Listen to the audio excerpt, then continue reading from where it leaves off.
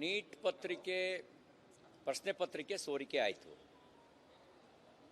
ಸೋರಿಕೆಯನ್ನು ಮಾಡಿದ್ದು ಸರ್ಕಾರ ಅಲ್ಲ, ಶಿಕ್ಷಣ ಸಚಿವರು ಅಲ್ಲ, ಕೆಳ ಹಂತದ ಕೆಲವು ನೌಕರರು ಶಾಮೀಲಾಗಿ ವ್ಯವಸ್ಥಿತ ರೂಪದಲ್ಲಿ ಪ್ರಶ್ನೆ ಪತ್ರಿಕೆಯನ್ನು ಸೋರಿಕೆ ಮಾಡಿದ ಸುದ್ದಿ ಗೊತ್ತಾದ ತಕ್ಷಣ ಸರ್ಕಾರ ನಿರ್ದಾಕ್ಷಿಣ್ಯ ಕ್ರಮ ತಗೊಂಡಿದೆ, 13 ಜನರನ್ನು ಬಂಧಿಸಿದೆ ಮತ್ತು ಮರುಪರೀಕ್ಷೆಯನ್ನು ಯಶಸ್ವಿಯಾಗಿ ನಡೆಸಿದೆ.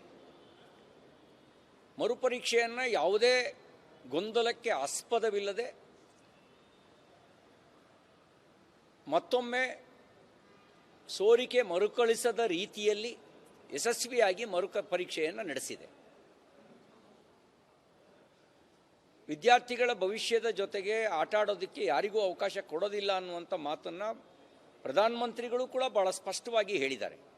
ಹಾಗಾಗಿಯೇ ಸ್ವಯಂ ಅವರೇ ಮುತುವರ್ಜಿ ವಹಿಸಿ ವಾಯುಸೇನೆ ವಿಮಾನದ ಮೂಲಕವೇ ನೇರವಾಗಿ ಪ್ರಶ್ನೆ ಪತ್ರಿಕೆಗಳನ್ನು ಸುರಕ್ಷಿತವಾಗಿ ತಲುಪಿಸೋ ಕೆಲಸ ಮಾಡಿ ಅತ್ಯಂತ ಯಶಸ್ವಿಯಾಗಿ ಮರುಪರೀಕ್ಷೆ ನಡೆಸಿದ ನಂತರವೂ ಕೂಡ ಶಿಕ್ಷಣ ಸಚಿವರ ರಾಜೀನಾಮೆ ಉದ್ದೇಶ ಇಟ್ಕೊಂಡು ಕೆಲವರು ಚಳುವಳಿಯನ್ನು ಮಾಡ್ತಾ ಇದ್ದಾರೆ.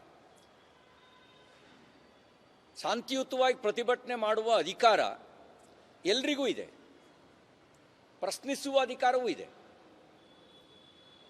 ಅದಕ್ಕಾಗಿಯೇ ಸರ್ಕಾರ ಎಲ್ಲ ಅವಕಾಶನೂ ಕೂಡ ಅವರಿಗೆ ಮಾಡಿಕೊಟ್ಟಿದೆ, ಸಂವಿಧಾನವೂ ಅವಕಾಶ ಮಾಡಿಕೊಟ್ಟಿದೆ. ಆದರೆ ಆ ನೆಪದಲ್ಲಿ ಅರಾಜಕತೆ ಸೃಷ್ಟಿ ಮಾಡುವಂಥ ಸ್ವಾತಂತ್ರ್ಯವನ್ನು ನಿಮಗೆ ಕೊಟ್ಟಿಲ್ಲ. ಶಾಂತಿಯುತ ಚಳುವಳಿಯ ಮಾಡುವ ಅವಕಾಶ ಕೊಟ್ಟಿದೆ ಅಂದ ತಕ್ಷಣವೇ ಅರಾಜಕತೆಯನ್ನು ಸೃಷ್ಟಿ ಮಾಡುವಂಥ ಸ್ವಾತಂತ್ರ್ಯ ಕೊಟ್ಟಿದೆ ಅಂತ ಭಾವಿಸಬಾರ್ದು. ಆದರೆ ನೀವೇನು ಮಾಡಿದ್ರಿ? ಅರಾಜಕತೆ ಸೃಷ್ಟಿ ಮಾಡಲಿಕ್ಕೆ ಬಳಸ್ಕೊಂಡ್ರಿ, ಸಂಸತ್ತಿಗೆ ಮುತ್ತಿಗೆ ಹಾಕಿದ್ರಿ. ಸಂಸತ್ತಿಗೆ ಮುತ್ತಿಗೆ ಹಾಕಬೇಕಾದ್ರೆ ಶಿಕ್ಷಣದ ವಿಷಯಗಳು ಬದಿಗೆ ಸರಿದು ಆರ್ಟಿಕಲ್ 370 ಮತ್ತೆ ಕಾಶ್ಮೀರದಲ್ಲಿ ಅನುಷ್ಠಾನಗೊಳಿಸಬೇಕು ಅನ್ನುವಂಥ ಭಾಷಣ ಮತ್ತು ಘೋಷಣೆಗಳು ಕೇಳಿಬಂದವು. ತುಕಡೆ ಗ್ಯಾಂಗಿನವರು ಕಾಣಿಸ್ಕೊಂಡ್ರು. ಭಾರತ್ ತೇರೆ ತುಕಡೆ ಹೋಂಗೆ, ಇನ್ಸಾ ಅಲ್ಲ ಅಂತ ಘೋಷಣೆ ಕೂಗಿದಂಥ ತುಕಡೆ ಗ್ಯಾಂಗ್ಗಳು ಅವರಲ್ಲಿ ಕಾಣಿಸ್ಕೊಂಡ್ರು. ಅವರಿಗೇನು ಕೆಲಸ ಇಲ್ಲಿ? ಅದಾದ ನಂತರ ಅಲ್ಲಿ ಅಲ್ಲ, ರಾಮು ಇವೆಲ್ಲ ಬಂದು ಘೋಷಣೆಗಳು. ವಿದ್ಯಾರ್ಥಿಗಳ ವಿಷಯ ಬದಿಗೆ ಸರಿತು, ಮುಖವಾಡ ಕಳಚಿಬಿತ್ತು. ತುಕಡೆ ಗ್ಯಾಂಗ್ಗಳು, ಅರಾಜಕತೆ ಸೃಷ್ಟಿ ಮಾಡ್ತಕ್ಕಂಥ ಎಲ್ಲ ಅರಾಜಕವಾದಿ ಶಕ್ತಿಗಳು ಮತ್ತು ಈ ಸಂದರ್ಭದ ರಾಜಕೀಯ ಲಾಭ ಪಡಿಬೇಕು ಅನ್ನುವಂಥ ಆಲೋಚಿಸ್ತಕ್ಕಂಥ ಕೆಲವು ರಾಜಕೀಯ ಪಕ್ಷಗಳು, ಕೆಲವು ಹತಾಶ ರಾಜಕೀಯ ಸಂಘಟನೆಗಳು, ಚುನಾವಣೆಯಲ್ಲಿ ಗೆಲ್ಲೋದಕ್ಕಾಗದೇ ಇರುವಂಥ ಹತಾಶ ರಾಜಕೀಯ ಸಂಘಟನೆಗಳು ಇವೆಲ್ಲವೂ ಸೇರಿ ಈ ಪರಿಸ್ಥಿತಿಯ ದುರ್ಲಾಭವನ್ನು ಪಡೀಲಿಕ್ಕೆ ಹೊರಟರು. ಅವ್ರ ಉದ್ದೇಶ ವಿದ್ಯಾರ್ಥಿಗಳ ಹಿತರಕ್ಷಣೆ ಆಗಿರಲಿಲ್ಲ. ವಿದ್ಯಾರ್ಥಿಗಳ ಹಿತರಕ್ಷಣೆಯ ಸಲುವಾಗಿ ಸಲಹೆ ಕೊಡೋದಾದರೆ ಅದನ್ನು ಸ್ವೀಕಾರ ಮಾಡೋದಕ್ಕೆ ಸರ್ಕಾರ ತಯಾರಿದೆ. ರಿಫಾರ್ಮ್ಸ್ ಆಗಬೇಕು ಅಂದರೆ ರಿಫಾರ್ಮ್ಸಿಗೂ ಕೂಡ ತಯಾರಿದೆ. ಅದನ್ನು ಭಾಳ ಸ್ಪಷ್ಟವಾಗಿ ಹೇಳಿದ್ದಾರೆ. ನೀವು ಸಜೆಷನ್ ಕೊಡ್ತೀರಾ, ಕೊಡಿ, ಅದನ್ನು ನಾವು ಸ್ವೀಕಾರ ಮಾಡ್ತೀವಿ ಅಂತಕ್ಕಂಥ ಮಾತು ಹೇಳಿದ್ದಾರೆ. ಆದರೆ ಈ ಹೆಸರಿನಲ್ಲಿ ಅರಾಜಕತೆ ಸೃಷ್ಟಿ ಮಾಡೋದಕ್ಕೆ ಅವಕಾಶ ಕೊಡೋದಿಲ್ಲ. ಈಗ CJP ಹೆಸರಿನ ಪ್ರೊಟೆಸ್ಟು ಅದೊಂದು ಟೂಲ್ ಕಿಟ್ಟಿನ ರಾಜಕಾರಣದ ಮುಂದುವರೆದ ಭಾಗದ ಥರ ಕಾಣುತ್ತೆ. ಟೂಲ್ ಕಿಟ್ ರಾಜಕಾರಣ ಅದು ಮೋದಿಜಿಯವ್ರ ಪ್ರಧಾನಿ ಆದಮೇಲೆ ಜಾಸ್ತಿ ಶುರುವಾಯಿತು. ಟೂಲ್ ಕಿಟ್ ರಾಜಕಾರಣ, ಅರಾಜಕತೆಯನ್ನು ಸೃಷ್ಟಿ ಮಾಡುವಂಥ ರಾಜಕಾರಣ. ಭಾಳ ವಿಷಯಗಳಲ್ಲಿ ಈ ರೀತಿ ಅರಾಜಕತೆ ಸೃಷ್ಟಿ ಮಾಡೋ ಪ್ರಯತ್ನ ಮಾಡಿದ್ದಾರೆ. ರೈತರ ಹೆಸರಿನಲ್ಲಿ ಮಾಡಿದ್ರು, CAA ಹೆಸರಿನಲ್ಲಿ ಮಾಡಿದ್ರು, ಈಗ ವಿದ್ಯಾರ್ಥಿಗಳ ಹೆಸರಲ್ಲಿ ಮಾಡ್ತಿದ್ದಾರೆ. ಒಬ್ಬ ರೋಹಿತ್ ವೇಮುಲ ಅಂತ ಆತ್ಮಹತ್ಯೆ ಮಾಡ್ಕೊಂಡ ಒಬ್ಬ ವಿದ್ಯಾರ್ಥಿ, ಅವನ ಕಾರಣ ಬೇರೆ ಇತ್ತು, ಅದನ್ನು ಪ್ರಧಾನಮಂತ್ರಿಗಳ ತಲೆ ಕಟ್ಟೋ ಪ್ರಯತ್ನ ಮಾಡಿದ್ರು.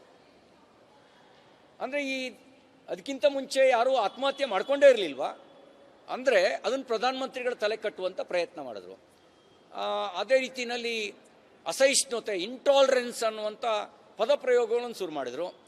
ಇನ್ನು ಕೆಲವರು ಅವಾರ್ಡ್ ವಾಪಸಿ ಅಂತ ಶುರು ಮಾಡ್ಕೊಂಡ್ರು. ದುಡ್ಡು ಕೊಡಲಿಲ್ಲ, ಸುಮ್ಮನೆ ಅವಾರ್ಡ್ ವಾಪಸಿ ಅಂತ ಒಂದು ನೆರೆಟಿವ್ ಸೆಟ್ ಮಾಡೋ ಪ್ರಯತ್ನ ಮಾಡಿದ್ರು. ಆ ಎಲ್ಲ ನೆರೆಟಿವ್ ಸೆಟ್ ಮಾಡುವ ಪ್ರಯತ್ನ ಮಾಡಿದವರೇ ಶಾಹೀನ್ ಬಾಗ್ನಲ್ಲಿ ಅರಾಜಕತೆಯನ್ನು ಸೃಷ್ಟಿ ಮಾಡೋದಕ್ಕೆ ಸಂಚು ಮಾಡಿದವರೇ ಈಗ ಹೊಸ ವೇಷದಲ್ಲಿ ಬಂದಿದ್ದಾರೆ. ಅವ್ರ ಉದ್ದೇಶ ವಿದ್ಯಾರ್ಥಿಗಳ ಹಿತ ಅಲ್ಲ, ಅವ್ರ ಉದ್ದೇಶ ಎಜುಕೇಷನಲ್ ರಿಫಾರ್ಮ್ಸ್ ಅಲ್ಲ, ಅವ್ರ ಉದ್ದೇಶ ಇಲ್ಲಿ ಒಂದು ರೀತಿಯ ಅನ್ರೆಸ್ಟನ್ನು ಸೆಟ್ ಮಾಡೋದು, ಅರಾಜಕತೆಯನ್ನು ಸೃಷ್ಟಿ ಮಾಡಿ ಸಂವಿಧಾನದ ಅಡಿಯಲ್ಲಿ ಸ್ಥಾಪಿತವಾಗಿರ್ತಕ್ಕಂಥ ಸರ್ಕಾರವನ್ನು ಬುಡಮೇಲು ಮಾಡುವಂಥ ಈ ಸಂಚಿಗೆ ಅವಕಾಶ ಕೊಡದೇ ಇರತಕ್ಕಂಥ ನಿರ್ಣಯ ಸರಿ ಇದೆ.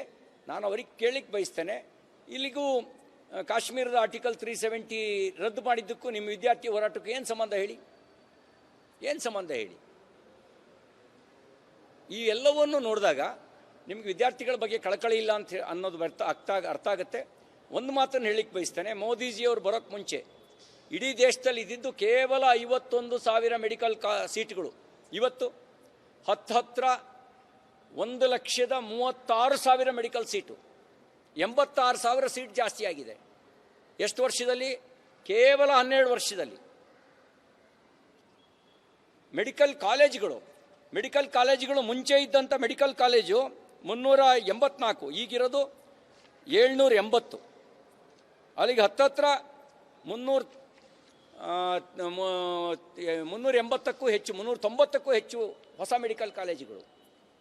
ಅಂದರೆ ಇದು ಅಪರಾಧನಾ? ಹಾಗಾಗಿ ನಿಮ್ಮ ರಚನಾತ್ಮಕ ಸಲಹೆ ಕೊಡಿ, ಅದು ಬಿಟ್ಟು ಅರಾಜಕತೆ ಸೃಷ್ಟಿ ಮಾಡೋದನ್ನು ಲೋಕತಂತ್ರ ಒಪ್ಪೋದಿಲ್ಲ.